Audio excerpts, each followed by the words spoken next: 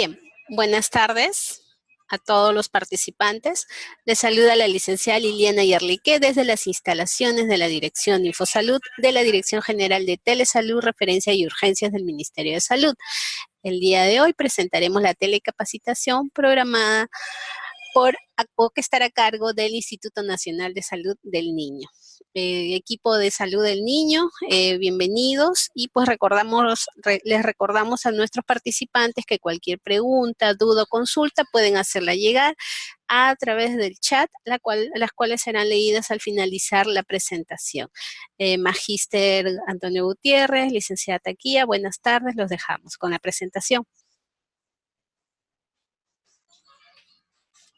Nos encontramos en las instalaciones de la Unidad de Telesalud del Instituto Nacional de Salud del Niño y para hoy día hemos invitado al servicio de enfermería en emergencia. En esta oportunidad, como bien usted lo ha presentado, nos encontramos con el licenciado Antonio Gutiérrez Montes. Él es un enfermero de mucha trayectoria, especialista en el área de emergencia y actualmente ocupa el cargo de coordinador de ese servicio. Entonces va a transmitirnos toda esa amplia y rica experiencia en lo que corresponde a este tema, que cómo interviene enfermería pues durante las situaciones de RCP en nuestros niños. Licenciado Antonio, nuestro público está esperando. Licenciada, buenas tardes. A todos agradecerles por esta invitación y vamos a llevar adelante esta disertación para todo el público en general. Bien, cuando hablamos de cuidado de enfermería en niños de RCP, de inmediato estamos pensando, es un paciente que voy a verlo de inmediato, tratando de darle solución a un problema que se le presenta. No, vamos a ver desde el punto de vista qué es lo que ocurre antes y después de hacer el RCP a los pacientes que se someten a este tipo de situaciones. Entonces, ¿qué es importante conocer primero? Primero es importante saber que los profesionales que van a participar en el cuidado de un paciente con RCP no solamente es la enfermera o el enfermero. Siempre tiene que estar un profesional médico, un profesional enfermero o dos profesionales enfermeros, un personal técnico. Con ese equipo de trabajo recién se puede empezar a proporcionar una RCP en pediatría. Entonces, el profesional de enfermería, ¿qué es importante? Que el profesional enfermero tenga conocimientos de reanimación cardiopulmonar en pediatría. Eso significa que tiene que haber pasado un soporte vital de vida certificado, un soporte de vida avanzado certificado, y a ello va lo que son las habilidades del profesional, las destrezas que debe presentar el profesional, la motivación, la responsabilidad, el autocontrol, seguridad, liderazgo. Aspectos importantes que van a hacer que el profesional de enfermería esté en condiciones de participar en el desarrollo de la resucitación cardiopulmonar en pediatría. El personal técnico de enfermería igualmente es un personal que trabaja al lado de la enfermera, ¿no? Y para ello también debe estar certificado en soporte vital básico de RCP. Hay que verificar el llamado al equipo. Entonces, lo que ocurre cuando se presenta un paro hospitalario, obviamente el personal técnico se encarga de comunicar y hacer conocer que hay un paro cardiorrespiratorio y que necesitamos participar todos. Entonces, eso es importante. Pero lo más importante es que antes de la reanimación misma de un paciente, hay objetivos en la institución. Primero, tenemos que lograr que la reanimación básica sea los primeros 4 minutos. Importante. Para evitar de que hayan secuelas posteriores. Es importante disminuir la mortalidad. Entonces, el profesional enfermero está capacitado, al igual que el profesional médico, para poder desarrollar esa actividad. Es importante pensar en la mejora de la tasa de sobrevida. Anteriormente, esta tasa de sobrevida era pues una tasa bastante baja, de 10 a 12 pacientes que se recuperaban. Ahora estamos abarcando aproximadamente entre 50 y 60%. Eso significa que la resucitación cardiopulmonar pediatría está mejorando. Y para nadie es secreto mencionar de que hacer esto, de que está mejorando, es porque justamente todos los profesionales de enfermería, médicos, personal de manera general, están siendo capacitados en diferentes centros de capacitación de RCP. Entonces, es importante mencionar cuál es la función del profesional enfermero en un servicio de emergencia que va a ser parte del equipo de RCP pediátrico. Primero, tiene que ser un personal que evalúe, ¿no?, y solicite información del paciente. Es decir, al igual que el profesional médico, tiene que recibir una información de los familiares, de la persona que lo trae, dependiendo de la situación que se presente en el momento, ¿no? Y obviamente tendrá que designar funciones específicas para el trabajo en equipo. Si son dos enfermeras que están en el momento de apoyo, uno se dedicará a revisar las vías respiratorias y otro se encargará a instalarle una vía periférica, por ejemplo, ¿no? Entonces, también instala y supervisa el monitoreo cardíaco. Entonces, todo paciente que ingresa a un servicio de emergencia requiere ser monitorizado para ver cómo está la función cardíaca, la función respiratoria. Entonces, eso es importante. Es importante que el profesional enfermero gradúe los voltajes del ventilador. Sabemos que para los niños está indicado 2 joules por kilogramo peso, ¿no?, en la primera oportunidad. En la segunda podría incrementarse a 4 joules. Eso es también trabajo del profesional enfermero, o puede hacerlo directamente el profesional médico. Puede el profesional enfermero apoyar en el masaje cardíaco externo, ¿no? Entonces, ¿podría alguna razón indicar en que el profesional enfermero entre y proporcione el masaje cardíaco? Sí lo puede proporcionar, ¿no?, porque para eso está certificado igual que el profesional médico. Instala sonda nasogástrica. Definitivamente, todo paciente que entra a ventilación mecánica avanzada requiere de una colocación de sonda nasogástrica para que no haya una insuflación a nivel de gastro del estómago, ¿no? Entonces, podría mencionarse también que el enfermero instala las vías periféricas. Si no lograra instalar la vía periférica del profesional enfermero porque hay una gran dificultad por el estado del paciente, obviamente el que sigue sería colocarle una vía intravenosa, y la vía intravenosa puede ser colocada por el profesional médico o, en el mejor de los casos, si las circunstancias están dadas para que el profesional enfermero pueda participar, también podría proporcionar. Además de eso, tiene que estar capacitado para la toma de muestras de exámenes. Entonces, de repente es un traumatismo con alteración de la caja torácica, un accidente de tránsito. Entonces, habrá momentos necesarios en los que tengan que hacer las funciones necesarias con el profesional médico y recepcionar y tomar los exámenes correspondientes. Puede relevar en el masaje cardíaco, muchas veces lo hacemos, porque hay pacientes que son de 16, de 17 años de edad y no todos los niños son tan pequeños y no pesan mucho. Hay pacientes que pesan en bastante comparativo con los adultos, ¿no?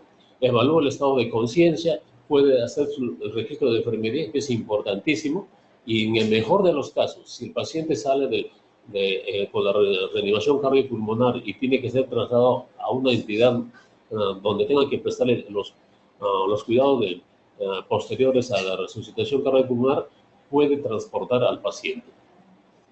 Muy bien, entonces, la enfermera, para actuar en este tipo de actividades que son propias, tiene que ser una persona con actitud y aptitud efectiva. Entonces, obviamente, ¿qué quiere decir actitud? La persona tiene que actuar de acuerdo al momento. Actuar cuando tiene al paciente en condiciones de difícil acceso y proporcionar su conocimiento y actuar conjuntamente con el profesional médico. Es importante tomar y decir que la aptitud, las habilidades y los conocimientos técnicos tienen que estar presentes, porque de lo contrario no sería muy coherente. Es importante que el profesional que esté participando en este tipo de actividades tenga principios bioéticos. Los principios bioéticos conocemos perfectamente, ¿no es cierto? La autonomía que corresponde al paciente. El paciente es la persona que decide si realizamos o no realizamos una RCP. Me refiero directamente al familiar del niño. El niño obviamente está pasando un momento de trance, pero los familiares son las personas que toman la decisión del caso. Entonces, es importante. Igualmente tiene que haber justicia, ¿no? Para ver qué va a ocurrir a nivel social cuando el niño salga de este cuadro, ¿no? Tiene que haber la no maleficencia. Entonces, el profesional médico, el profesional enfermero, cuando practica este momento de la RCP, tiene que pensar que está haciéndolo en beneficio del paciente. Es importante los conocimientos, destrezas y habilidades. ¿Por qué? Porque si el profesional enfermero está ahí sin prepararse, sin capacitarse, entonces definitivamente no va a ser parte del equipo de RCP en un servicio de emergencia. Además de eso, es importante la seguridad y autocontrol. Entonces, el profesional que trabaja en un servicio de emergencia debe estar seguro de lo que va a tener que desarrollar. Tiene que autocontrolarse, no puede desesperarse, tiene que estar en condiciones de salvar una vida, no puede actuar con dificultades, tiene que estar seguro de lo que está haciendo. Entonces, ¿qué ocurre? Antes de iniciar la reanimación cardiopulmonar, definitivamente la enfermera o el enfermero tiene que tener disponible su equipo de coche de paro. Eso significa verificar los medicamentos, los equipos de vía aérea, los equipos y materiales de circulación y los equipos que va a utilizar para hidratarlo cuando el médico lo indique. Entonces, para eso dependerá si es un paciente que está haciendo un shock por un paro por un shock, por deshidratación o por déficit de volumen, entonces habrá cloruro de sodio, lactato de Ringer, etc. Pero si es por otras razones, tendrá que actuar. Entonces, cuando decimos que los medicamentos, tienen que estar ahí los elementos más importantes: midazolam, atropina, adrenalina, glucosa al 33%, porque son elementos que van a ser utilizados en el momento. En la sección de vía aérea estará ahí la zona de aspiración para poder aspirarlo en el momento oportuno. En la de circulación tiene que estar las cánulas para acceder a una vía periférica, ¿no? Para poder colocarle el mannitol, la destroza, etc. Entonces, es importante reconocer también para el profesional que cuando se presenta un paro, hay que ver que hay un paro cardio intrahospitalario. Entonces, cuando es intrahospitalario, en pediatría lo primero que hay que ver es la prevención. La prevención. Entonces, enseguida hay que reconocer si estamos frente a un paro. Y si estamos frente a un paro, obviamente hay que actuar de inmediato con la RCP en calidad inmediata. Luego se hará la desfibrilación, si acaso es necesario, para luego transportarlo a un área de cuidados postcardíacos. También se puede presentar paro cardio extrahospitalario. Cuando es extrahospitalario, de inmediato, cuando se trata de este niño, hay que hacer el reconocimiento si estamos frente a un paro cardiorrespiratorio o no. Y si estamos frente a un paro cardiorrespiratorio, no es necesario pensarlo, sino de inmediato actuar, participar en la RCP o actuar de inmediato, ¿no? Luego hay que hacer la desfibrilación. Generalmente en los pacientes pediátricos no se presenta, pero sin embargo dentro de lo estipulado está ahí. Luego se transportará a un centro más cercano o a un centro especializado para luego tomar la decisión de su traslado a un centro de cuidados intensivos u otro similar. Entonces, en este momento del PRE hay que tener en cuenta por qué razones puede presentarse un paro cardiorrespiratorio. Entonces, nosotros tenemos que los niños están jugando y cuando están jugando en la piscina, por ejemplo, saltan, corren, juegan, entonces ahí se presenta. Es una razón. Puede ser por una causa de hipotermia, ¿no? ¿Y en qué momento puede ser hipotermia? cuando de repente está en la ciudad o lejos de la ciudad, está en la sierra y empieza a pasar con la mamá de repente hacia la parte más alta y puede empezar a hacer hipotermia. Entonces dependerá de la edad. Cuadros de alergia, la electrocución, los niños que tienen 3, 4 años de edad y de repente colocan algún metal en el orificio de los tomos de corriente y puede pasar una electrocución en ese momento. Los traumatismos, generalmente se ocurren los accidentes de tránsito, ahí se presenta esta causa. La asfixia, los cuerpos extraños, hemorragias severas, un accidente de tránsito que genere una ruptura de vasos, entonces puede haber presencia de hemorragias severas. Cuadros de shock, cualquier patología que no esté controlado puede presentar cuadros de shock y ser causante de un paro cardiorrespiratorio.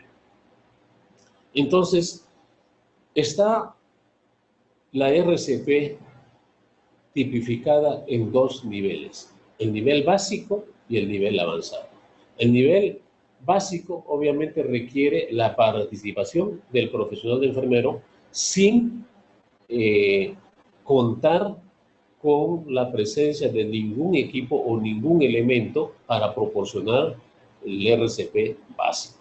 Entonces significa que solamente tenemos a un bebé, intentamos salvarle la vida y debemos hacerlo, ¿no?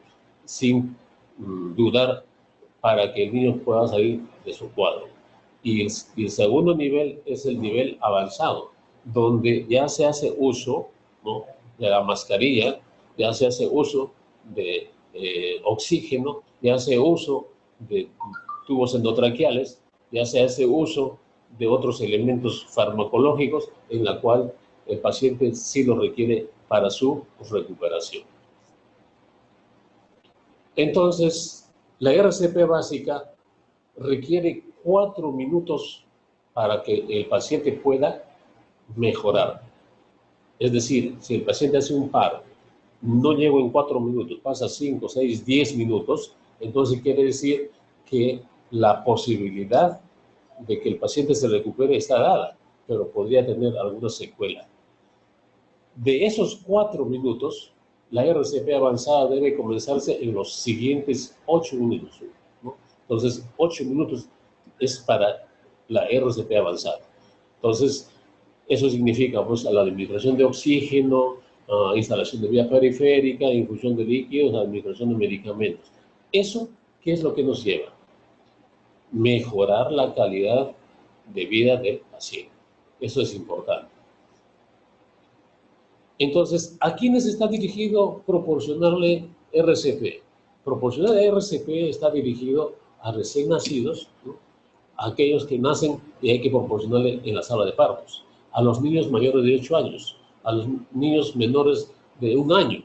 Todos ellos están siendo condicionados para que en cualquier momento presentaran un paro cardiorrespiratorio, se le practique RCP básica y avanzada. Pero lo importante también es que este profesional esté capacitado en la aplicación de los principios de reanimación pediátrica. Entonces, anteriormente la reanimación pediátrica estaba dada A, B, C. Ahora ya no, ahora es C, A, B. Primero hay que ver la circulación del paciente, verificar la circulación del paciente. Significa, tocarlo, ver y verificar que esté circulando o no esté circulando. Apertura de la vía aérea para facilitar el masaje cardíaco y la insuflación correspondiente. Y la B, cuando el paciente ya está en condiciones, hay que verificar si hay inspiración tomando aire o hay expiración eliminando el aire. Eso significa verificar esos 3 elementos primordiales. Entonces, cuando nosotros verificamos la circulación, se nos presentan dificultades. La dificultad primero es que tenemos un bebé. Un bebé significa que necesito verificar la circulación. Y para verificar la circulación necesito tomarle el pulso. Y para tomarle el pulso a un niño, a un infante pequeño, hay que hacerlo por el pulso humeral, ¿no? Y según va creciendo, podría ser también un pulso inguinal. Lo importante es que según va creciendo. Un niño de 8 años ya prácticamente es un adulto. Hay que correr hacia el lado del resucitador, un dedo o 2 dedos, desde la tráquea hacia la zona pulso carotídeo, ¿no? Para poder obtener en esa zona lo que es el pulso carotídeo. Entonces, ese es para determinar la circulación. Para determinar en el RCP de las toras, también hay que hacerle un recorrido de la intermamilar, levantar un dedo y hacer las compresiones correspondientes cuando son lactantes pequeños. Cuando son niños ya de 1 a 8 años, hay que practicar hacer un recorrido o un barrido por la parrilla costal hasta llegar hasta el apéndice sifoide, ubicar 2 dedos, por encima colocar el talón de la mano puesta y luego empezar a hacer el masaje cardíaco. Entonces, cuando hacemos el masaje cardíaco, obviamente, hay que ver que la relación es 32, de manera general. Esa relación no debemos olvidar. En el RCP básico también hay que tener en consideración que hay que comprimir fuerte, ¿no?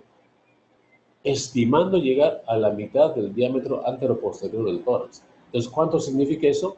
Entre 2 pulgadas, ¿no? 2 pulgadas aproximadamente 5 centímetros. ¿No? Pero comprimir fuerte no significa que hay que comprimir lento. Al contrario, significa que debemos llegar a los 100 compresiones por minuto. Entonces, pero eso significa no quedarse con la mano que esté comprimiendo, no. Hay que permitir y darle de que el tórax se regule automáticamente a su normalidad y luego hacer la compresión, ¿no? Entonces, eso es por ese lado para hacer las compresiones. Y ahora, si hasta ya mejoró, entonces hay que aperturar las vías aéreas. Pero hay que tener en cuenta de que podría ser de repente un niño que esté con un traumatismo de medular, ¿no? O de repente hay un trauma cervical, o de repente no lo hay. Si no lo hay que hacerle una maniobra frente-mentón. Como lo están viendo en la figura, se puede observar. Pero si tiene tracción, perdón, hay que desarrollar tracción mandibular si sospechamos que tiene traumatismo cérvico-medular. Entonces, eso es importante. Asimismo, en la respiración, para proporcionar de manera básica, la enfermera o el profesional o la persona que se encargue de desarrollar este trabajo tiene que ubicar la boca y la nariz, proporcionarle como si fuese único.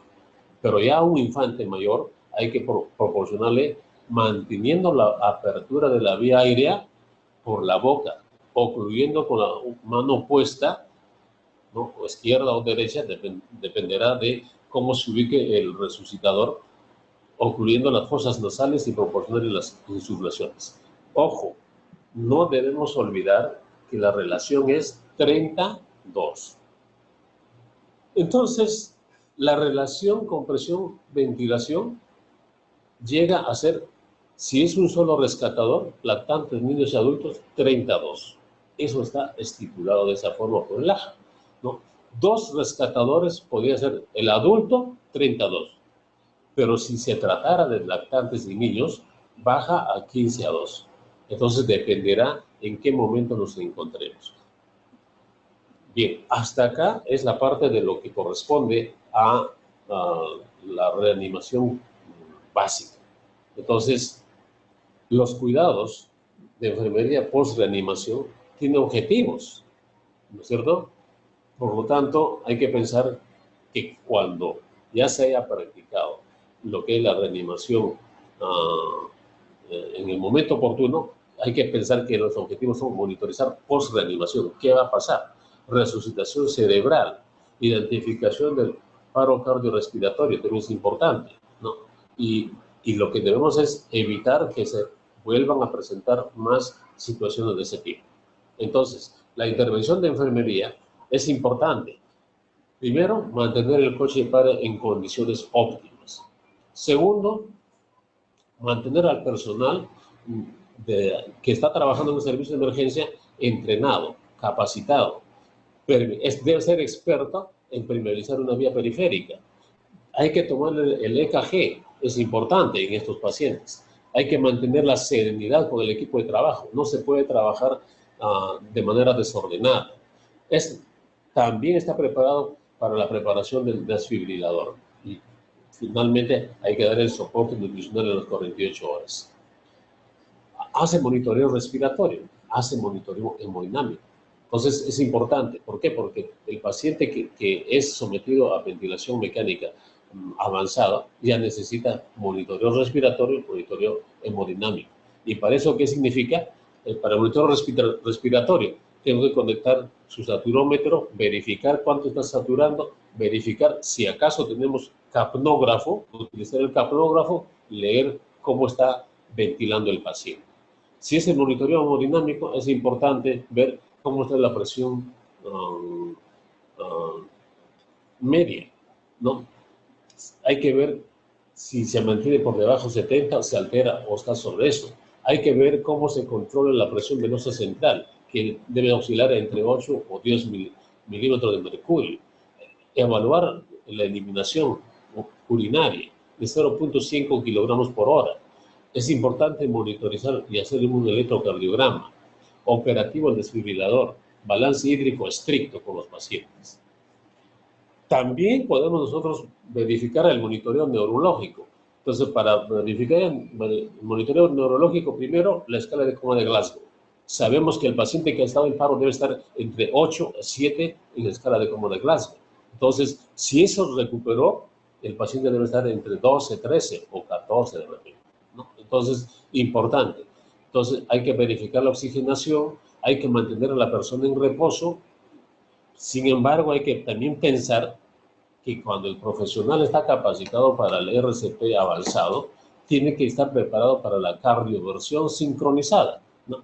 ¿Por qué? Porque hay pacientes que pueden estar generando su arritmia, entonces necesita sacarle, o de repente con una taquicardia, o necesita aplicarle su cardioversión sincronizada. Entonces, para eso significa que el enfermero tiene que estar observando los trazos correspondientes en el monitor multiparámetro. Ahí están monitorizados y está evaluando conjuntamente con el médico. Entonces, ya estando preparados, nos centramos ya a ver la parte de circulación. En la parte de circulación, ya con un paciente que está en RCP avanzado, una de las enfermeras ve la parte venosa periférica para poder canalizarle una vía y por eso pasarle el volumen necesario. Si no se puede instalar una venosa periférica o central, está la intraósea que también podría ser administrada. La vía aérea, importante.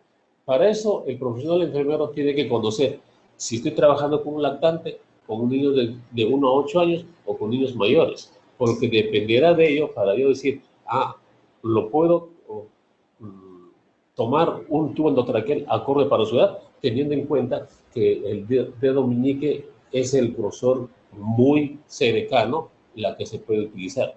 Por lo tanto, hay que pensar en utilizar laringoscopio para la endoscopía o para la colocación del tubo endotraqueal. Y cuando ya coloca el tubo endotraqueal, obviamente, dependiendo de la zona donde se trabaje, si es un hospital central, si es un instituto, si es una posta, si es un centro de salud, dependerá el profesional.